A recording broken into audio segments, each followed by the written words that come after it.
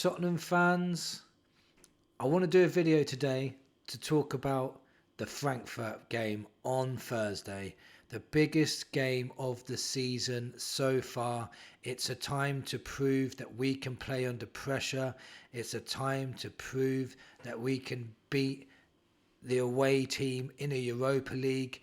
It's a time to prove that we can put in a performance to give us hope to go on and win this competition.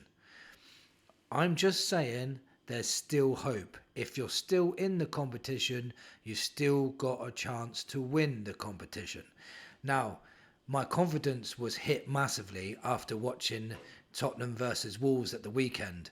And we give 4 mistakes in one game. I'm just hoping they've got rid of all those mistakes, ready for the game on Thursday. Now, I'm not going to come to you with loads of facts as to why we're going to win on Thursday. I'm just going to tell you that most of mine is based on hope and a little bit because I know on our day, if we turn up, we can turn them over. We've got a fully fit squad. Even Kulusevski's back now. So there's no excuses of we didn't have the players to play.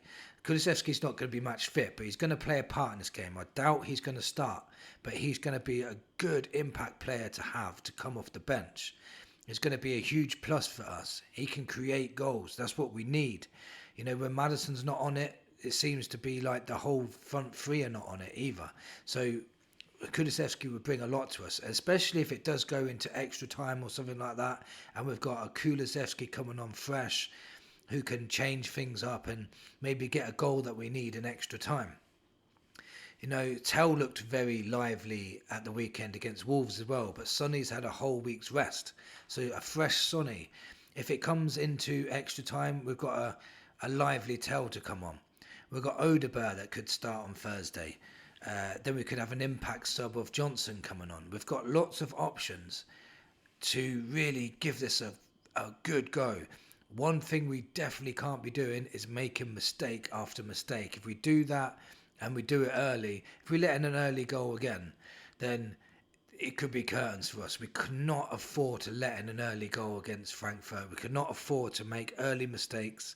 We need to keep it tight, especially for the first 20 minutes when the crowd's on their backs and they're pushing and pressing and they're, hassling and tackling and doing everything they can to win, because they'll do everything they can to win, and we need to do exactly the same back. We need to be in the same mind frame as what Frankfurt are going to be in. Richarlison also scored at the weekend, so that gives me a bit of confidence that if Solanke's not doing it again, he'll press like mad, he always does. But if he's not doing it again scoring wise, at least we might have someone like Richarlison who can get on the end of things and can score. Just hopefully he just stays fit now until the rest of the Europa League is done. Is this D-Day for Postecoglou? Because, there's a lot of fans saying as soon as we go out on Thursday, because a lot of them are convinced that we're going to go out, and there's no facts to prove that either. Nobody can predict the future. Weirder things that have happened in football. But they're saying if we go out on Thursday, then Ange should be sacked straight away. For me, you may as well give him to the rest of the season. No manager's going to come in and do anything in the league anyway. Just get him to the end of the season, and then we can make a fresh start, with a new manager, whoever comes in, if that's what they want to do. For me, Ange just had a lot of bad luck this season. So, I just for once want to follow a process through, because if we get a new manager in, for example, then it's a new way of playing, new players. They don't want the players that we've got here already. So again, we'd have to do another rebuild. Then it would be new coaching staff, players not wanting to play for this new manager. Then, so even first teamers might want to be leaving. Then there's lots of work to do. Why don't we just let Ange learn from the mistakes of this season?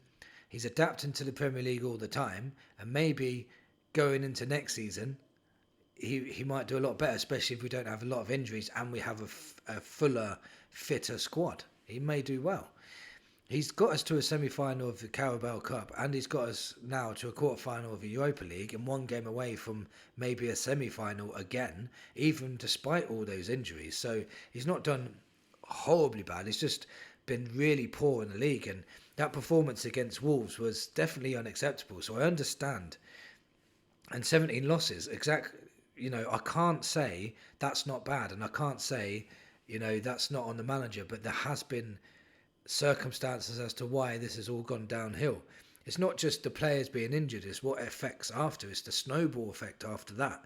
It's the players that are not injured are overplayed, and then the players that are injured that are coming back are not match fit yet, and by the time they get back, the ones that are being overplayed are injured again, so that snowballs around that. But then you start losing a lot more games, and then confidence gets drained out of the club. There's so many things that happen from injuries. It's not just the actual injuries that cause all this stuff.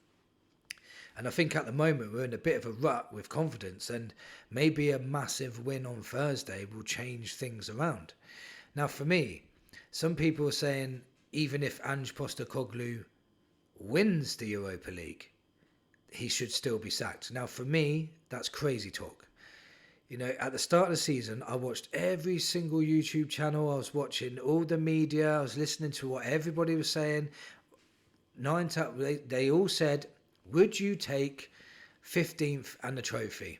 Most people said yes, they'll take 15th and the League Cup. That's what they said at the beginning of the season. But now we're 15th and we're in a quarter-final of the Cup. Now it's not good enough.